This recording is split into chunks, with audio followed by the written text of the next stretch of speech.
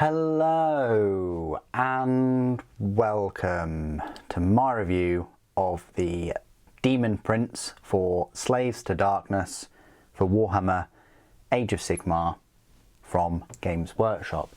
Now currently, it being January 2023, the only way of picking up this Daemon Prince is via the Slaves to Darkness Army Set. If you haven't already picked it up, it's definitely worth grabbing it while you can. It will cost you £120, but I think you can pick it up cheaper from a third party for a little bit under £100, which is a great saving considering that the Daemon Prince alone, I would probably hazard a guess as being probably 40, maybe £45 when it comes out individually. So yeah, definitely worth picking it up.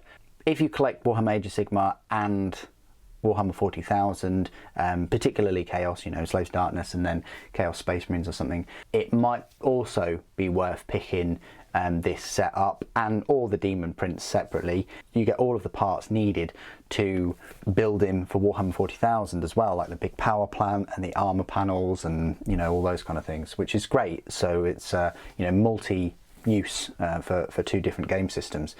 So the format of this video, as always, is I'll have a look at the Daemon Prince up close, look at all the detail and things. We'll go through all the spare parts. There's a lot of spare parts you get with this Daemon Prince.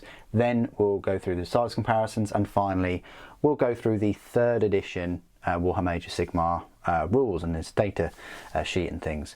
So let's have a look at the mini up close. As you can see, it's quite a sort of medium to large model. I'd say, yeah, borderline large miniature, all plastic. You get different feet options, loads of different head options. I've gone for this. You get different weapon options. You can go for the sword or the axe. They both do slightly different things. Go for the wings. You don't have to go for the wings if you don't want to. You got this tail. I think you get different tail tips as well. I like the detail on this. It's like a mini Be'lakor. That's what this miniature reminds me of. I mean, obviously Be'lakor's Daemon Prince too, but still, the wings are very similar. You've got skulls in places. You've got a load of skulls there just hanging from chains. I like the knee armor. The shoulder pads or pauldrons are awesome. Yeah, very cool looking Daemon Prince. A little bit of a scenic base. Would have been nice to have a bit more, but yeah. So that's the sort of pose I've gone for with the wings and the axe and things. I thought I'd go for this because I'm most likely going to be collecting World Eaters at some point for the channel, and I think this one would suit Angron and the World Eaters as well as I think it would kind of suit as just a normal demon for Chaos Space Marines, you know, without the power plant and things. I will of course be picking up another one of these Daemon Princes for 40k, have it a bit more you know, 40k esque, but nothing stopping you from using this one in like a demon force as well. I was so impressed by this set that so impressed by all the 3 units in the box set that I'm definitely going to be picking up another one of these. The other 2 sets, maybe I would pick up another Therodon set, but Chosen, they give you 10 Chosen. I would have preferred like 10 Warriors and 5 Chosen rather than the 10, because you can only have, you know, 5 in a unit, and they are quite points costly and pretty powerful. But anyway, back to the Daemon Prince. Let's have a look at the spare parts then. So here we are with the spare parts. I'll just get these out for you. So yeah, you've got everything from different feet. I know quite a lot of people have gone for these sort of clawed feet, and they are very similar to Be'lakor's feet, kind of ornithological in nature, I guess. You've got this big kind of hand with metal fingers. I'd say that's more sort of 40k. These look familiar. These big, you know, 40k kind of shoulder pauldrons. You've got these parts for the power plant.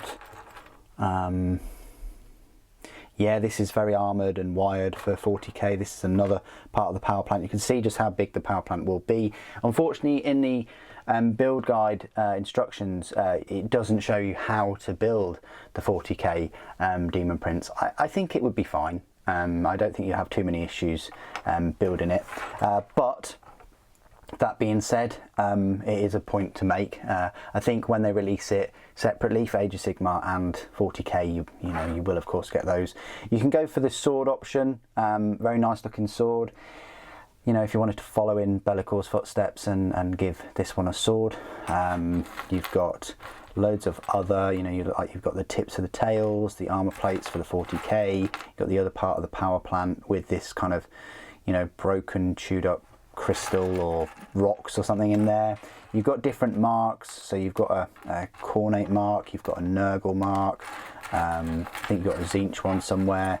You've got these spikes and things that you can put on the power plant for the 40k version, I think it is. And then another shoulder pauldron with an awesome looking demon face on. That looks fantastic. And other bits and pieces like horns and spikes, and you know, so as you can see, you're getting a lot of spare parts here. Maybe you could use some of these in some of the other miniatures, but yeah, I just thought I'd show you those. Okay, so size comparisons then. I've been talking a lot about Be'lakor throughout this review, and here he is. So look how big Be'lakor is compared to, you know, the Slaves to Darkness Daemon Prince. I mean, size wise, if we take Be'lakor off his amazing, you know, scenic base, you'll see that size wise he is very similar in size.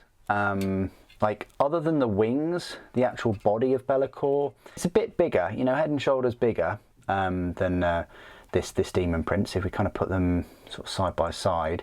It's just the wings for Be'lakor, and that sword is ginormous. That sword is taller than the Daemon Prince himself. I think it's taller than Be'lakor himself though too. But yeah, if you look at the wings, I know a couple of people aren't a big fan of the chains and the skulls and things on Be'lakor's wings.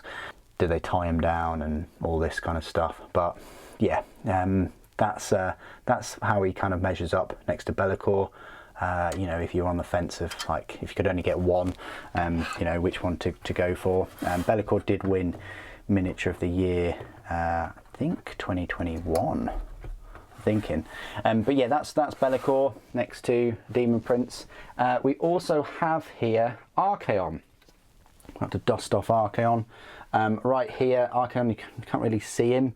He's, you know, a bit too big in the picture. I think that would make a fantastic thumbnail, so I'm gonna use that.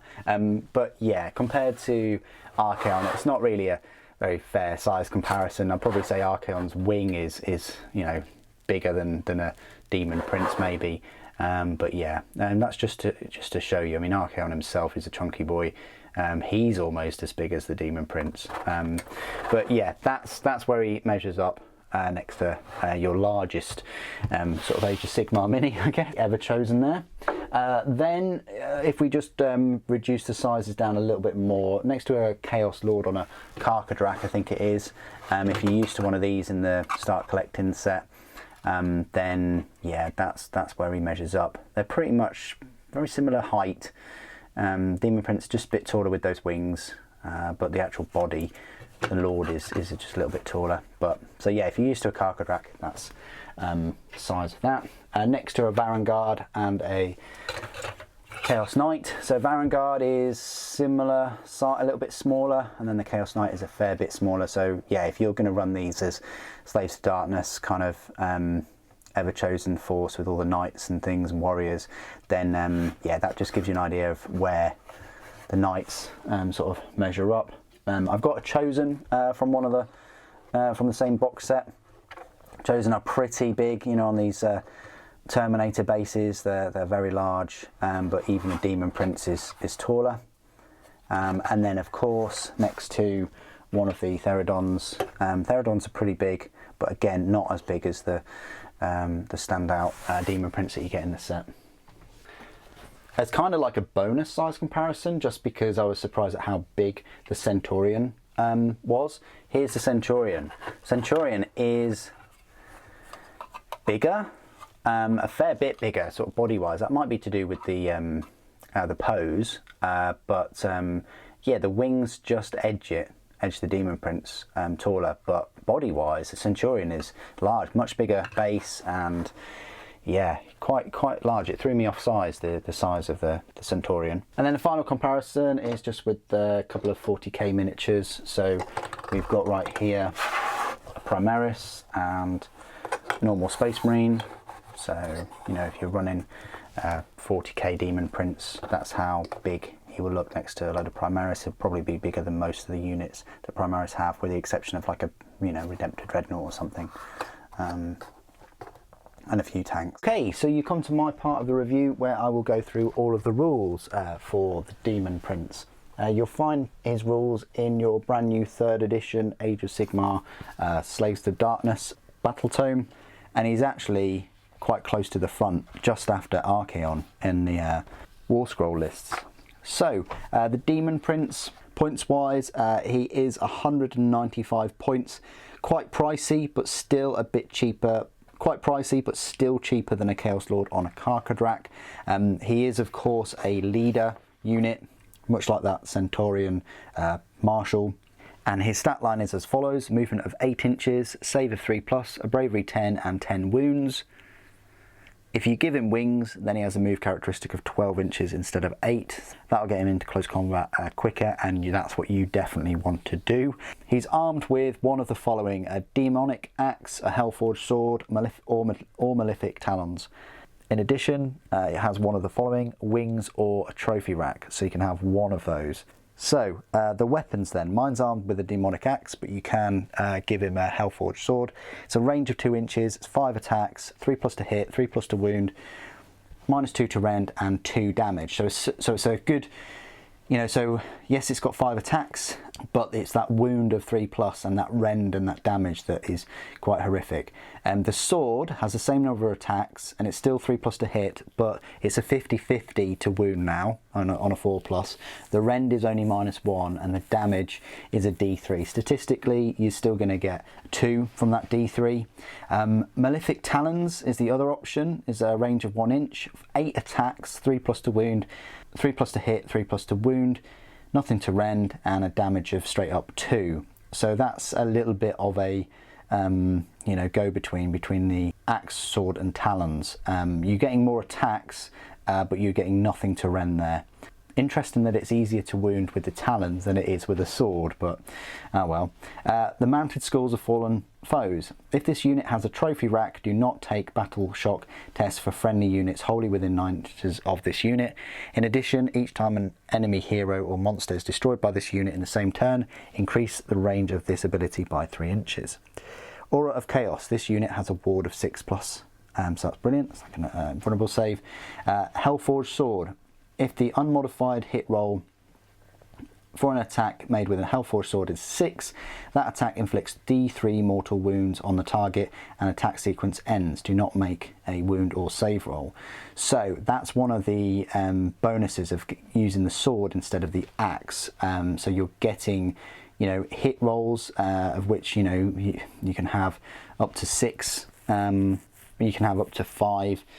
I'm not sure that you'll get 5 6s, but you know, you are getting D3 mortal wounds, but the attack sequence then ends. This is the thing. So, you know, you get a 6 and then you roll like a 2, then you're getting 2 mortal wounds, and that's it. It ends. Whereas the demonic axe, that can go for the 5 attacks, and you know, you can have your 2 damage, potentially 10 damage there, rather than just, you know, your 2 mortal wounds. So it's up to you whether you want to go for a more focused Daemon Prince, going after characters, or you know, with the Malefic Talons and just ripping into hordes and things. Immortal Champion. You can carry out one of the following heroic actions with this unit instead of any other heroic action you can carry out with it. So he's got a number of heroic actions. You've got Fiendish Speed, Undivided Daemon Prince only, until the end of the turn. The first strike effect applies to this unit. It's pretty good. Pledge of Skulls. This is Khorne Demon Prince only until the end of the turn. Each time an enemy model is slain by wounds allocated from attacks made by this unit, heal 1 wound allocated to this unit. Eldritch Architect, Tzeentch Demon Prince only. If it is the enemy hero phase, you can roll a dice each time a spell targets this unit. On a 2+, that spell has no effect on the unit. If it is your hero phase, this unit can attempt to cast 1 spell from the Law of the Damned in the same manner as a wizard. If this unit is already a wizard, this spell is in addition to any others it can attempt to cast. Eroding Miasma, Nurgle Demon Prince only. Until the end of the turn, ward rolls cannot be made for enemy units while they are within 3 inches of this unit. That's pretty good. So you have one of those and you have that sword, they're in for a lot of trouble. Ecstatic Carnage, Slaanesh Demon Prince only. If this unit makes a charge move this turn, add 1 to the attacks characteristic of this unit's melee weapons until the end of the turn. So I'll probably say that's one of the weakest ones. Keywords: Chaos, Slaves to Darkness, Mark of Chaos, Demon, Hero, Demon Prince. So there you go, and that's my review of the brand new Slaves to Darkness Demon Prince. What do you guys think? I think, you know, quite pricey, 195 points, but still cheaper than some of the other options. Of course, you know, nowhere near as pricey as Archaon himself at a whopping 860 points, or even Be'lakor at 355. He's a solid leader unit for your army. He's got no ranged weaponry, so it's best to give him wings and get him stuck in as quick as he can. Eternus might be another option if you wanted to go down that route, because he also has a decent number of attacks and is quite fast and can do a fair amount of damage. Or you can go for a Chaos Lord on Demonic Mount and still get that 3+ save, still be quite fast at 10 inch and actually have a better ward save too. Please do put your thoughts and opinions down in the comments below of this Demon Prince. I think it's fantastic miniature and a great model in terms of customization and spare parts, and the fact that you can tailor make your Demon Prince to whatever chaos kind of god you'd like, and even use it in 40k too. I can't think of anything else that would make this Demon Prince better, really, but if you can, please do put your thoughts and opinions, as always, in the comments. Thank you for joining me today. Thank you for watching. Archaon protects.